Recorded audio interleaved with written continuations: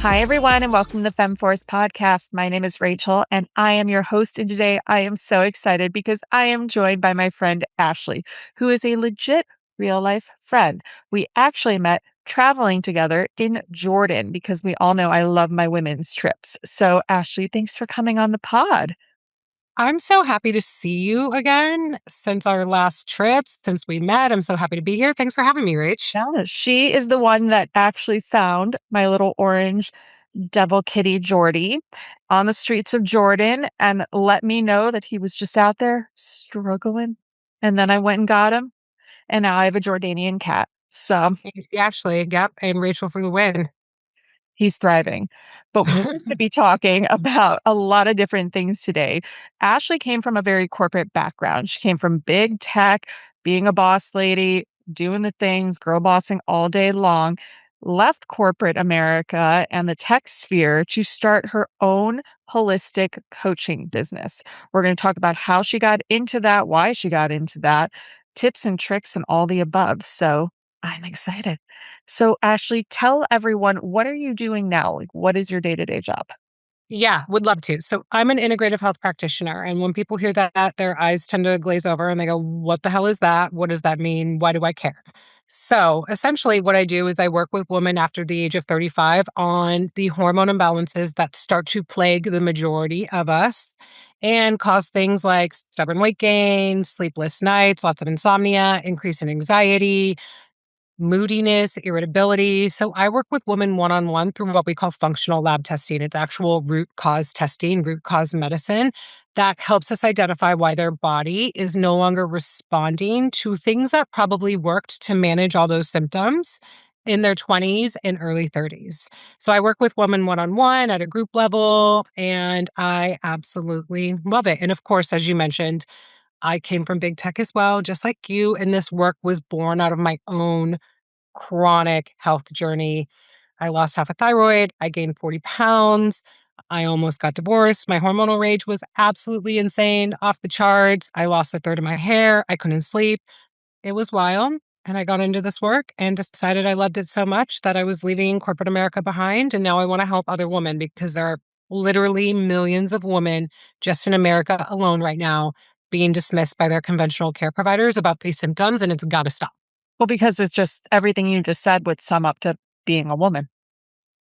Correct. And the common response often is, "Oh, this is just part of getting older. You're stressed. You've got a big career, or you've got kids, and you're busy. You've got a full schedule on the weekends." And those things can all be true. And you can actually have hormonal imbalances that are significantly exacerbating your symptoms and your quality of life. That's just the reality. And we don't have to accept that as the new normal and the new baseline, We period. shouldn't. And as No. someone who has had a hormone imbalance and therefore a thyroid issue, I feel like that when I found out I had a thyroid issue or when it all started, 'cause I went to go freeze my eggs and they're like, you need to go to an endocrinologist. And I'm like, an endo what? And I'm like, Yeah. what is that? And they're like, for your thyroid. I'm like, hell's a thyroid? They're like, Yeah. your thyroid gland. And I'm like, they do not discuss this in health class. Like, nobody is bringing up in the map of a body the No. thyroid. No one is talking about this little gland that has so much reaction in your body that it's like mind boggling to me that we're not even talking about it. Like when I tell people like to go to their go to an endocrinologist, people still today like, and we're educated, we're grown ass women, but nobody talks about it. Nobody's talking about it. And it is the master gland of your body. It's basically the thermostat of your body. And so people actually don't realize when I use the term hormones, it's a generic blanket term, but we actually have three buckets of hormones. We have our thyroid hormones, we have our sex hormones, we have our stress hormones. So three separate buckets, but your thyroid is the absolute powerhouse of this entire system. And in conventional care, they are looking at one to two inaccurate, outdated lab markers that haven't been updated since the 1970s and early 1980s to assess whether or not your thyroid is working properly. And that is why so many women are having downstream effects because we're not properly testing if the thyroid is working in our bodies. And so it's a domino effect downstream with all your other hormones getting out of balance because of that upstream effect. Your thyroid is so important. It is not just about vanity metrics either. Yes, we all want to maintain a healthy weight. Of course, I love having dewy, glowy skin and thick hair. Who doesn't, right? I don't want dry skin. I don't want to look older than I am. Okay, sure. Vanity metrics aside, your thyroid is so important to your metabolism, to healthy heart health, cholesterol. People don't realize the number one cause of death of women over 40 is heart disease, cardiac arrest.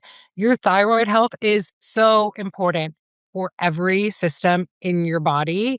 And we just need to talk about it more. And we need to make sure that women are educated so they know what questions to ask and how to actually assess what's going on at their bodies if something is feeling off. Do you feel like people don't talk about it though because it's a woman issue more? Yeah, I mean, I was just looking at I'm doing a little State of the Union talk tomorrow. And so I was just refreshing myself on some current women's health data. And the last major study that the NIH published was in 2020. And it looked historically at the amount of money that is invested from a research and development standpoint into women's health, and specifically perimenopausal and menopausal care. And it was only 5% of the global research and development funding went to women's health. And within women's health, it was allocated predominantly to female based cancers and infertility. So we're looking again, this is just a conventional medicine problem. Conventional medicine is here to diagnose and treat disease. So they're studying how do we diagnose and treat disease, but they're not interested in the upstream conversation of how do we fucking prevent disease? Like, how do we help women when they're in the early stages of their thyroid starting to slowly shut down on them? How do we tackle the problem then when they're annoying symptoms versus when someone has full blown thyroid cancer, right? And it's a huge part of the problem. Absolutely. And so when you decided I'm going to leave corporate America and I'm going to go and start this, you did this because of your own health journey. What Yes. prompted you to be like something just not feeling right? You listed a lot of stuff, but what was like the breaking point or the point where you're like this isn't normal? Yeah. So I had incidentally found out that I had thyroid nodules probably 5, 6 years before I finally left and everything really, really went kaput. So I had an accident in 2019. I slipped on black ice and I had blurry vision, concussion, stuff along those lines. I had to go to the emergency room. They did a CT scan and, just make sure obviously I was okay.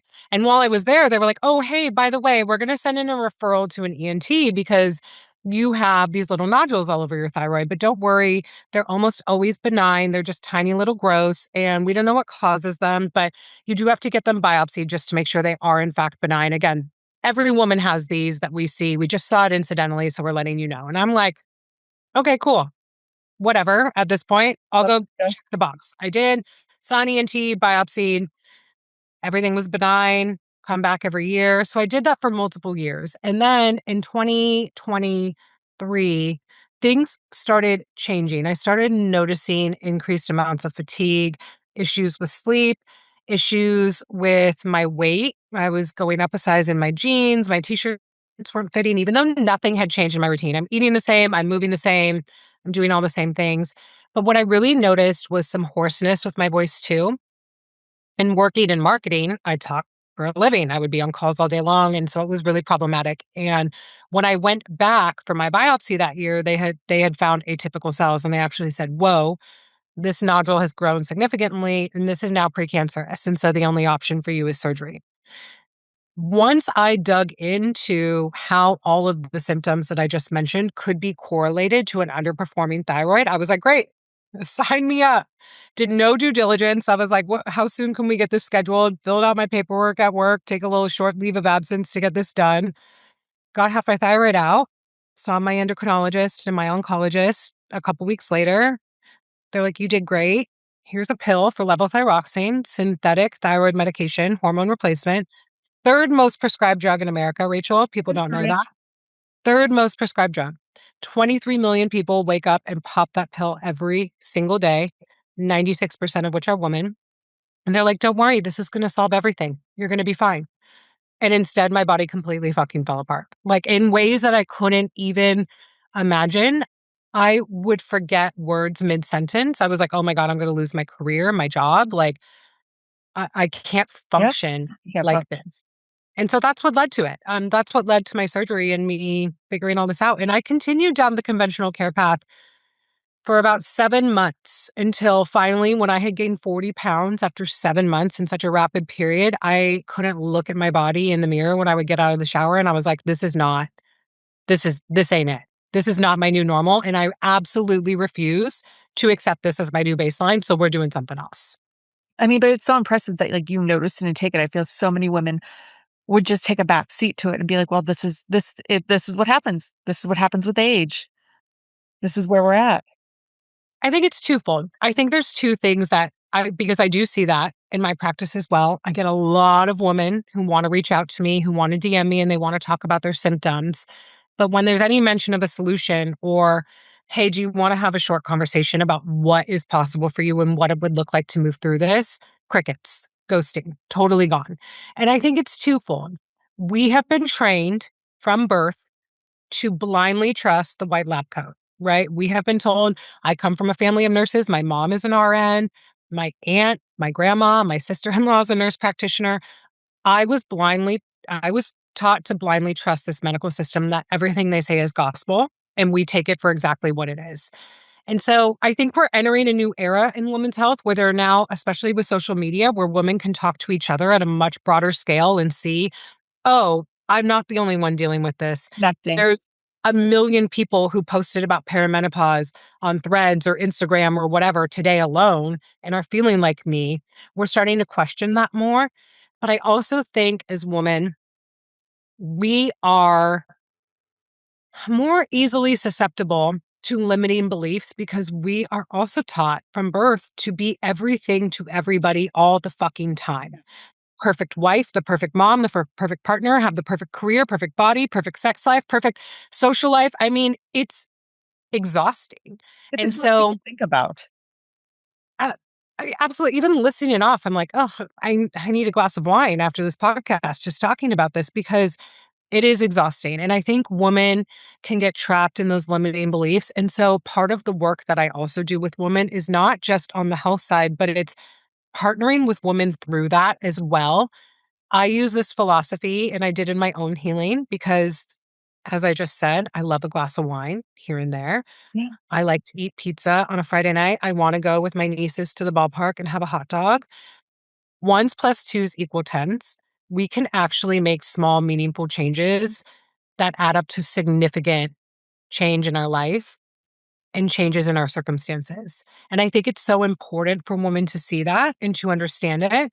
And that's how I approach that limiting belief lens with women side by side, in addition to their data, right? Their health data and understanding at the root cause what's really going on with their body. So you left corporate America to start your own company and to start helping women in the real time wherever they may be globally. What does a typical client look like?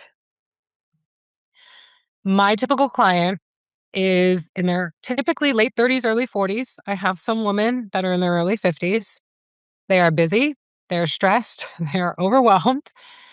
They may or may not have children. I'd say it's about 50-50. Half of my clients are moms, half of them are busy career women. They travel for work, they've got a full schedule, they've got a lot on their plate. The one thing that they all have in common is they have suspected something is off with their body for a very long time. They have taken the ownership of going to see their PCP, their gynecologist. Maybe they've been referred out to endocrinology already. They've asked for testing, they've asked about their hormones, and they have been told everything is fine, all your labs are normal. But they are exhausted, they are fed up, they're overweight, and they are struggling to figure out what the fuck do I do now? These are women who are used to solving problems in their life, that are used to going, okay, great, I've got a problem. Let's put together a plan. Let's put together a checklist and let's handle it. And Yes. now they're staring at themselves in the mirror going, how the fuck do I deal with this? What's next?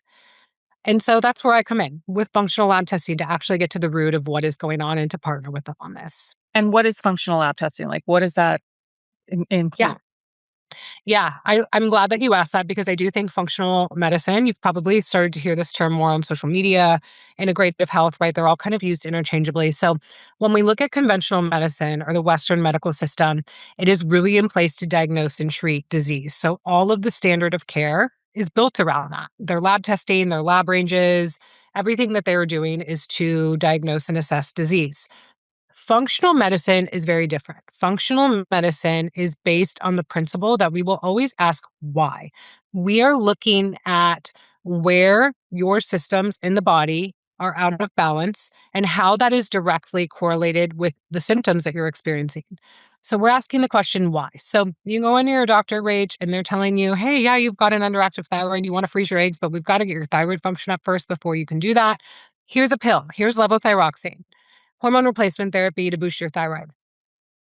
That is the end of the road in conventional medicine. But from a functional lens, I'm going to sit across from you and go, why?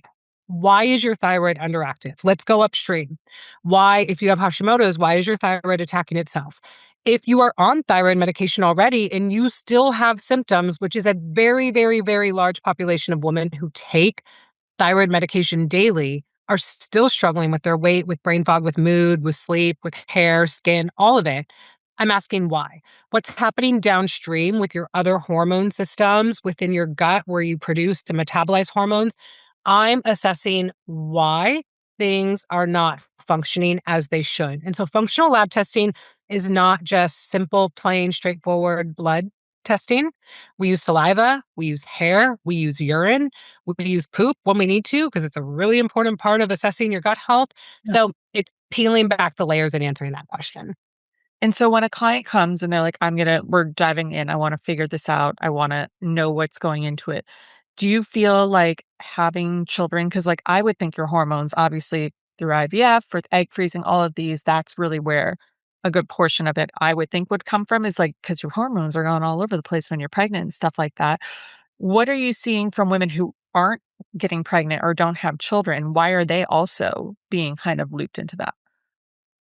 I would say stress is a big factor. So I would say when you look at women, just the demographic of women who aren't having children right now, because we are seeing it, it's more prevalent in society, they tend to have a lot of other hobbies and career focus, right? Their energy is going into something else. And so even though they might not have the postpartum hormonal roller coaster, they are traveling, taking trips. Maybe they travel for work quite frequently. So their diet isn't as locked in as much as someone who works from home or has a steady routine, right? And so they are still experiencing the hormonal imbalances that postpartum women are, but it's being triggered by another hormone system. So three buckets of hormones: stress hormones, sex hormones, thyroid hormones.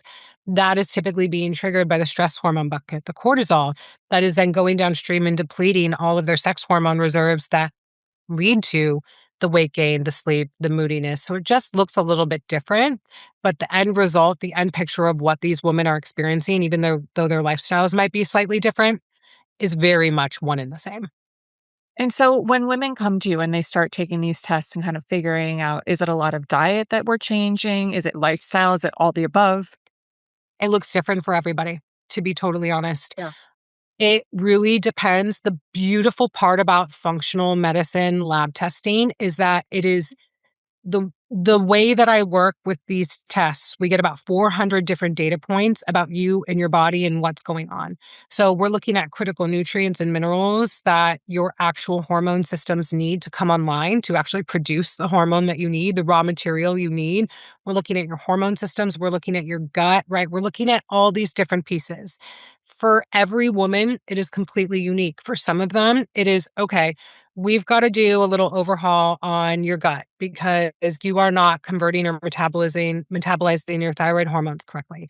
For other women, they have too high of estrogen levels from years on birth control or IUDs because that absolutely affects our hormones. And so it's like we need to use targeted supplementation or herbs to bring those levels down. So it looks really different for everyone, but I do incorporate the lens of nutrition, lifestyle, supplementation, movement, all of it together based on what that woman uniquely needs. And do you think it's doable to live this kind of lifestyle? I feel like we see so much on social media and it's, for eat more protein, do the fiber, do 10,000 steps, et cetera, et cetera. Without a doubt. And I would say the reason I love to share my philosophy when I healed was ones plus twos equal tens. I met you on a trip overseas, eating all the naan and hummus and drinking Aperol spritzes, right? And wine. It's life is about balance. I love to travel. I love food. Food is medicine too. I love to move my body, but there are times when I'm in Lake Tahoe for the week that my exercise looks like hiking or swimming in the lake and not a Pilates studio. And I think we need to understand that what we are seeing from wellness influencers on Instagram with 2-hour morning routines is not realistic. None of my clients have to completely overhaul their entire life to see meaningful change. And that's why I love ones plus twos equal tens. It's a mantra I used for myself when I was healing. I did not overhaul my entire life. I made small, meaningful changes. I added steps in here and there, and it added up to significant improvement in my health and my outcomes. And I would never ask a client to change everything at once either, because it doesn't give us the information that we need about how their body's actually going to respond. So I think it's extremely doable to tackle this work, especially when you know what problem you need to solve. And that's why I never shut up about functional lab testing, to be totally honest. Well, no, I mean, it's not just like you said at the very beginning, like the vanity and like those kind of symptoms of like you gain too much weight or your skin isn't glowing or whatever it might be. But like for me, it would be the brain fog and like the Yes. exhaustion. And when you don't have a choice, you have to keep functioning through your day. And the Yes. exhaustion is depleting. It's exhausting to be And you exhausted. don't get to be present in your life, No. right? I mean, I was talking to a client last week and she graduated, and I love celebrating graduations because that's always the goal when women come into my world. It's not to keep you, it's to help you rebalance and then help you learn what your body needs so you no longer need me. So she graduated and we had this emotional conversation, and she was like, Ashley, she has a 13-year-old daughter and a 10-year-old daughter. She travels for work. They're home from summer right now. They've got camps and all. They're so busy. She's so busy. And she has 2 dogs, one of which is a puppy. So her life is crazy. And we had this emotional, beautiful conversation where she was like, this work completely changed my life. It's just, I got my life back. Like I can run around. She's an athlete naturally. She played collegiate level soccer. She's like, I can run around with my daughters and like kick the soccer ball again and like practice with them and play on the weekends. Like I literally got my life back. I was flatlined before we started this work because the idea of having to peel myself off the couch to get up and run around with them, even though I wanted to, was just so overwhelming because I just didn't have the energy.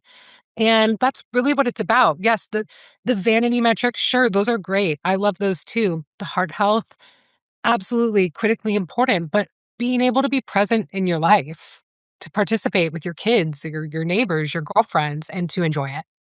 Well, like you said, like, it's debilitating, like, getting off the couch if you can't. Do you feel like the mental health load that occurs because of these symptoms ends up making the symptoms even worse?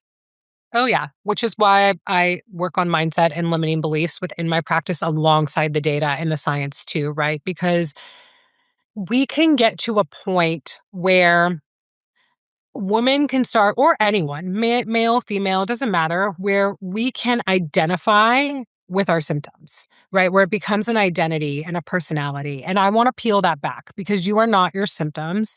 You are not your diagnosis if you have one. There is still life and energy and hope on the other side. And we're going to get you there. We're going to find it. And I'm going to help you rediscover it because I want you to be present in your life, especially women. We are the caretakers, not only in the majority of our households as head of household, but we are more active in our communities when we're financially well because we can show up to our jobs and not have brain fog and participate and get the promotions and do the things we want to do with our career. We give more, we spend more, we donate more in terms of our time and money. It is so important for women to feel good in their bodies. But yes, that can happen. And so I work on that hand in hand with women as well. So what does a graduation like, what how do you get to graduation? Is it that you're feeling better, your labs have leveled out? Like, what makes you be able to graduate? Labs have improved, symptoms have improved. Some women don't want to rerun their labs. They're like, I'm feeling so amazing that we don't even need to recheck. Like, why would we? I'm like jumping out of bed in the morning. I actually want to have sex with my husband again. Hallelujah. I'm feeling good. My brain fog is gone. I've lost 20 pounds. I'm playing soccer with my daughter today. This is great. Why would we retest? And so what we do is we talk about, and education along the way is Yeah. very much in part of my process. I want women to be empowered and have autonomy over their bodies. I want them to know and be able to tune in to how they're feeling or how, if we're using supplements, how it's affecting them, how it might not be. So they know when they graduate what their body needs to maintain those results, how to have conversations as they get older with their provider, because our hormones as we age will continuously decrease naturally. That's part of life. If it's HRT that they want to pursue, how to find qualified providers for that, how to ask questions, how to read and understand their labs. I want them to not need me. My door is always open to continue working with women, and some women do. They want to stay on now that they're feeling good with their hormones. They're like, well, I've got this other little thing. Can we chat about that? I'm like, sure. But graduation, it's really about autonomy and empowerment so that they understand how to continue maintaining their results and Yeah. feeling good. I love that. And so your ideal client is obviously a woman going through this, having these experiences and having all of this kind of load. For you, what are you getting out of this besides the obvious joy of having these women and giving them the freedom? But like from a business standpoint, you left corporate America to start your own business. Like Mhm. that's a big thing. That's a stressor also to leave a steady paycheck and leave that kind of environment. So what was it like for you to say, like, when the defining line of like, I'm leaving my corporate job and I'm going to go and do this? I know this is what I'm meant to be doing. I was so lit up the day that I quit and left. It was one of the greatest days of my life. I was like, there is an Ashley before and there is an Ashley after that day. Because I knew I was never going to go back to that life of burnout and drain ever again. I was never going to see that woman again. I loved her. She served me well Right. for a period of my life until she didn't. And so it was time to say goodbye and become a new woman and step into a new chapter. So I did take plenty of time away because obviously I had to work on myself too and heal. I obviously went back to school to get the adequate training to be able to run these labs and do this work. I trained under Dr. Stephen Cabral out of Boston, incredible doctor of naturopathy, extremely talented individual. And so for me, I knew that it was going to be a slow build. I really took time away because I wanted to make sure that this was dialed in and done right and that I also wasn't gonna burn out in the process because to do this work, you are putting yourself on camera, you're sharing your life on social media, you're sharing vulnerable pictures of yourself, of when you were going through it. You're talking about your Those journey and, unflattering double chin shots, we always love them. love. I look at those pictures of me 40 pounds heavier and I'm like, I knew she was suffering, but I so much love for her and Right. what she went through, right, in the journey.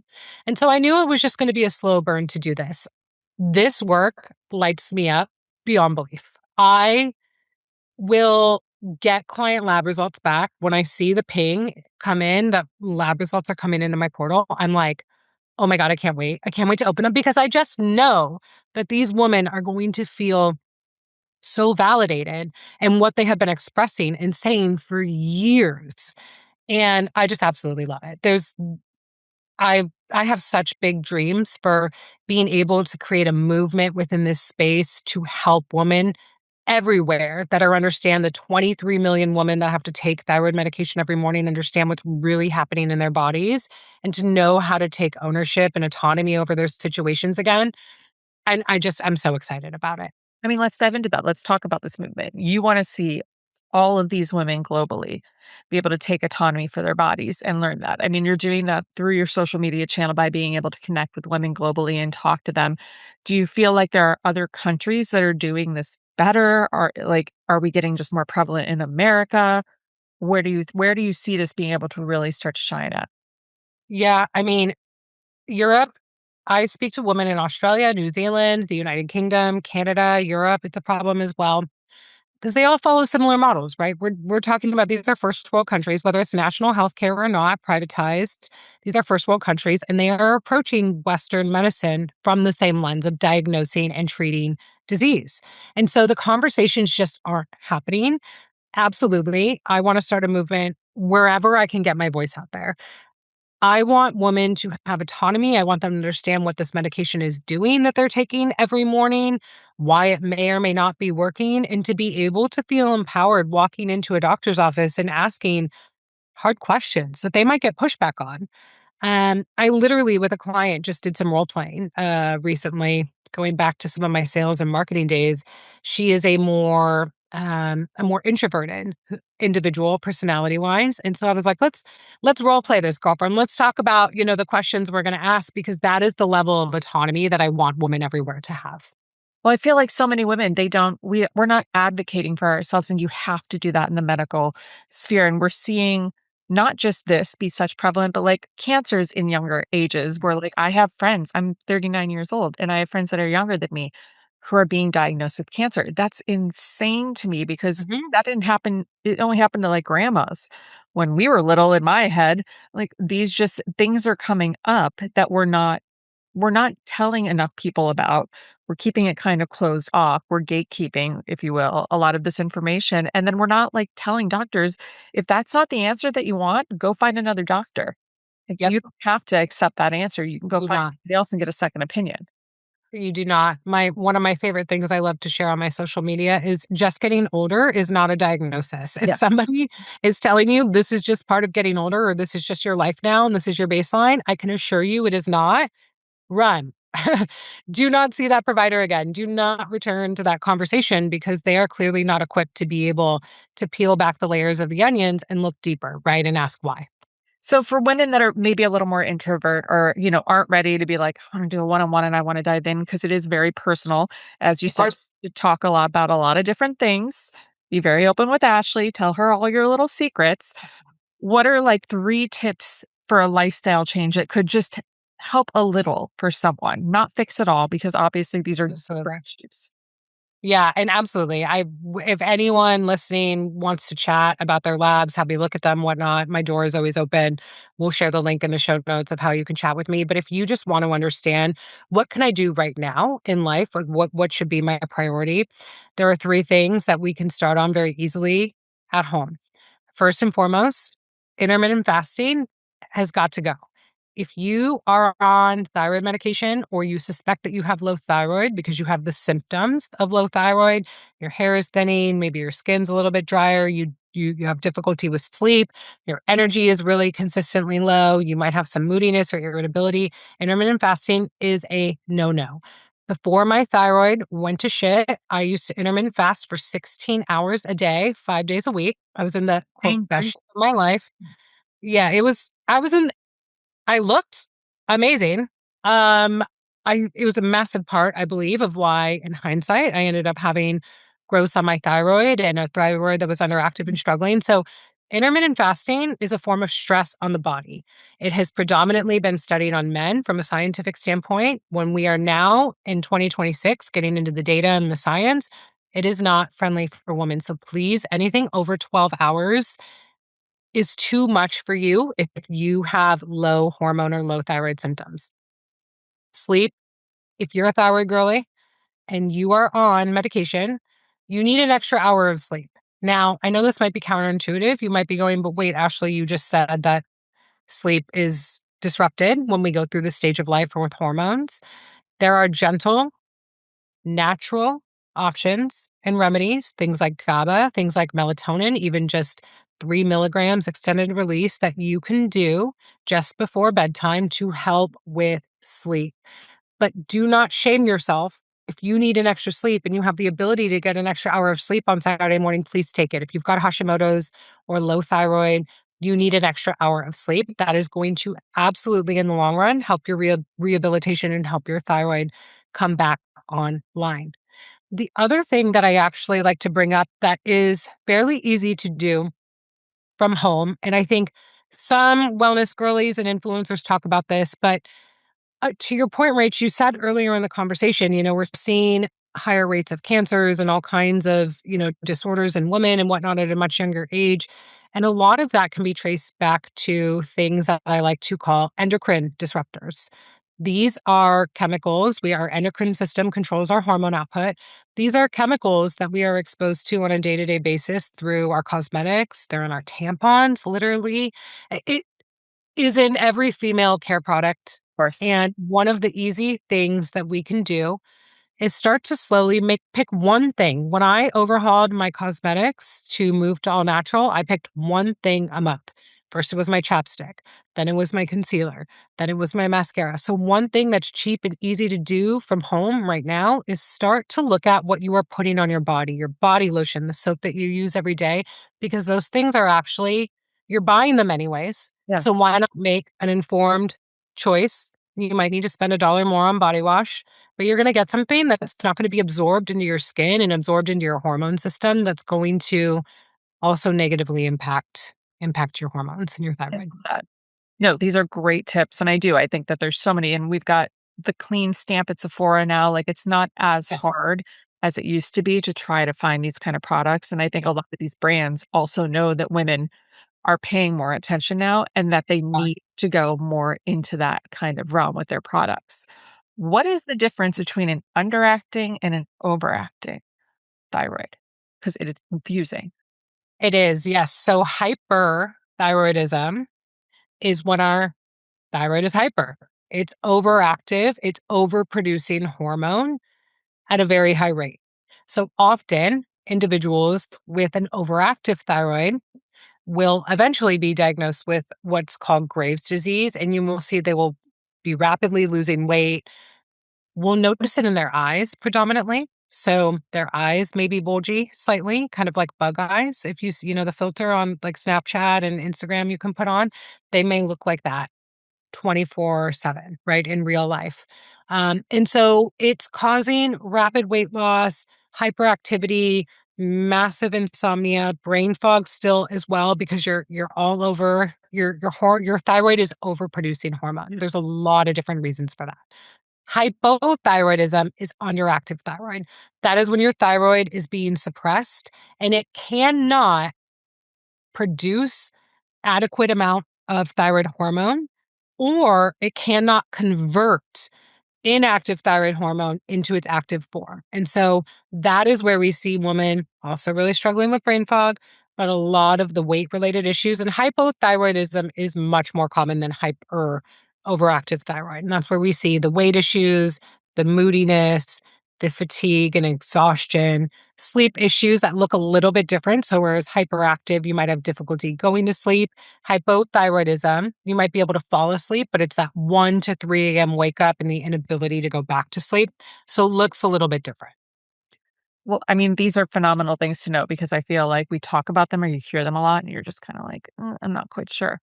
So, Yeah. if you could give one piece of advice to your 16-year-old self who was a completely different girl, what would that be? Oh, one piece of advice about hormones specifically, like what she About needs to know. anything. What was your you were a different girl back then. Slow down. Slow Slow down. down. Yeah, slow down in life. I think, I'm a type A, you're a type A. We both worked in big tech. We both love to travel and have been all over the world, right? We both have had experience in life where we want to do it all. And we both had chronic health related issues as a result of that, right? So I think slow down and listen to your body and listen to your intuition because I had years of symptoms in my body. In hindsight, I was probably had low thyroid going back to my undergrad college days. Probably in my early 20s was really when my thyroid started crumbling, but it didn't just completely crash and burn until my mid 30s. Slow down would be what I would say. I mean, and do that now. I think that's something we all need to be paying attention to now. We're all Agreed. moving at the speed of light because we're being syndicated with so many different things and like we need to be doing this and we need to be doing this. I took up needle pointing from crying out loud. Like, do you know how grandma slow of a hobby that is? It's phenomenal. Yeah. I love it. I'm gonna try watercoloring soon. Yes, I'm not that artistic. This is like paint by numbers with a thread. I'm like, I'm here for it. Yeah, well, it's kind of paid by numbers too, but I'm here for it. I'm excited. No, I think it's what we should be doing. I think women, women are doing everything and being everything when we need to take a break and realize that it's the put your mask on yourself before putting it on anybody else kind of thing. Agreed. And you can't help anybody if you can't fill their glass if your glass is empty.